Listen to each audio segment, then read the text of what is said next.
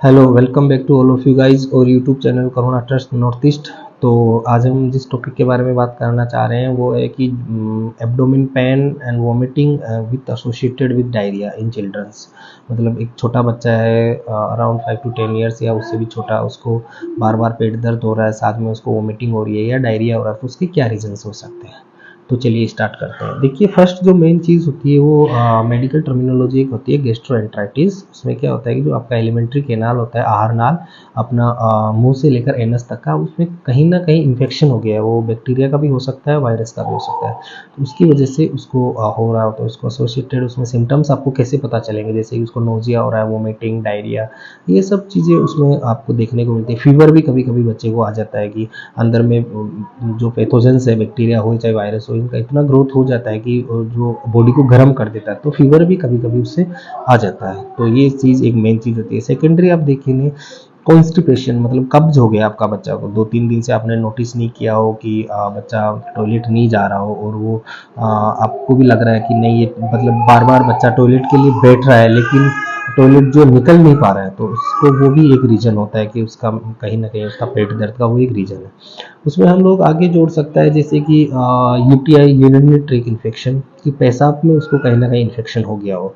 तो उसमें आपको कैसे पता चलेगा, जैसे कि ऐसे पता चलेगा कि आपका बच्चा पेशाब करने बार बार जा रहा है लेकिन एक साथ पूरा पेशाब नहीं कर पा रहा, जो जितना ब्लेडर में उसके भरा हुआ है वो पूरा खाली नहीं करके सम ड्रॉप, कुछ ड्रॉप ही खाली कर पा रहा है, फिर अच्छे से बंद नहीं हो रहा है। जब पेशाब करके वो खत्म होता है तो कुछ ना कुछ ड्रॉप ड्रॉप उसका है ना, पॉइंट पॉइंट जैसा गिरता रहता है। तो उससे हमें पता लग जाता है। जब भी वो फिर करता है तो उसका जलन होता है पेशाब में, वो जो अपना प्राइवेट पार्ट है उसको पकड़ के खड़ा हो जाता है, या फिर उसको मतलब टाइट से वहाँ में ऐसे खुजली टाइप का करने लग जाता है। तो हम लोग समझ जाता है कि इसको यूटीआई, उसकी वजह से भी एब्डोमेन पेन हो सकता है।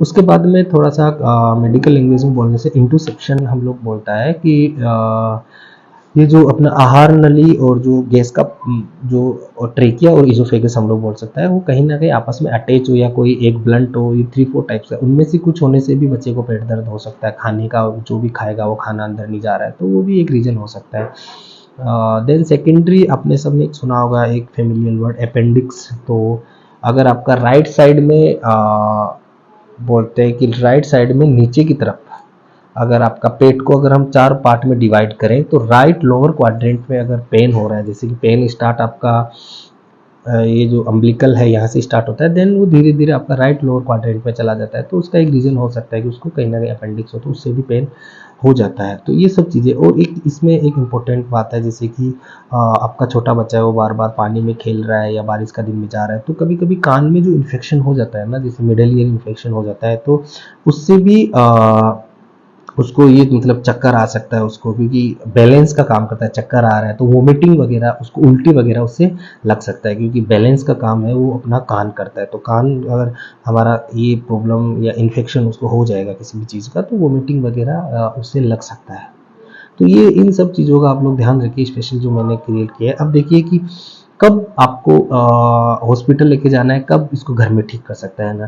देखिए, ये सब आपको किसी बच्चे का पेट दर्द हो रहा है, या उसको वोमिटिंग लग रहा है, या उसको डायरिया हो रहा है, तो सेल्फ लिमिटिंग होता है मेनली। जो जितना भी एब्डोमेन पेन होता है वो क्योंकि एलिमेंट्री केनाल कुछ ऐसे सिक्रीशंस करती है, एसिड सिक्रीशन, एंजाइम सिक्रीशन की, जिससे कि छोटी मोटी जो बैक्टीरियल या वायरल ग्रोथ है वो अपने आप उससे रुक जाती है। अगर फिर भी नहीं रुकती है तो विद इन 24 आवर्स तक नहीं हो रहा है, ज़्यादा पेन जो रेट बढ़ता जा रहा है, जैसे अपेंडिक्स की कंडीशन में, तो इमरजेंसी कंडीशन है, तो ऐसी कंडीशन में होने से फीवर उसको हो रहा है, फीवर 24 आवर्स जैसा हो गया, फीवर उसका रिजोल्व नहीं हो रहा है, तो आप नियरेस्ट जो भी मेडिकल है, हॉस्पिटल है, वहाँ आप उसको लेके जाइए।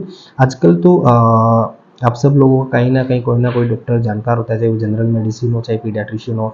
आप उससे ऑन कॉल या टेली मेडिसिन, टेली कंसल्टेशन जैसा भी आप कर सकते हैं, तो उससे आप नियरेस्ट जो भी मेडिकल हॉल है वहाँ से टेबलेट ला के आप खिला सकते हैं। देन सेकेंडरी, आप एक चीज़ ध्यान रखिए कि जब भी डायरिया होता है, वोमिटिंग होता है, तो डिहाइड्रेशन एक मेन चीज़ हो सकता है। मतलब बॉडी डिहाइड्रेट हो जाता है, पानी जो है बॉडी में से उतना नहीं रहता, कहीं ना कहीं इलेक्ट्रोलाइट इम्बेलेंस भी हो जाता है। तो ORS भी आप लोग सब लोग थोड़ा ध्यान रखिए, जो मैंने लास्ट वीडियो में बताया था कि ORS आप होममेड भी कैसे बना सकते हैं, तो वो सब आप बना के रखो। जब भी ऐसा होता है तो सिप सिप करके, एक साथ में ज़्यादा नहीं पिलाना है, सिर्फ सिप करके 1-2 सिप आप पिला दीजिए, फिर थोड़ा टाइम बाद में 1-2 सिप आप और पिला दीजिए, उससे भी रिलीव हो जाता है। साइड में आप जिंक वगैरह का, जिंक का सिरप वगैरह हो गया, ये सब चीज़ें रख सकते हैं।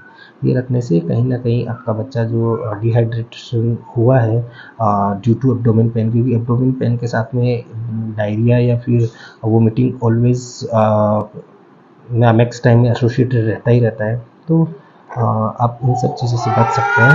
थैंक यू फॉर लिसनिंग, और हमारे Karuna trust north east YouTube channel के साथ जुड़े रहिए, सब्सक्राइब कीजिए ताकि आप ऐसे ही इन्फॉर्मेटिव वीडियो हम लोग आप तक पहुंचाते रहें। Thank you once again.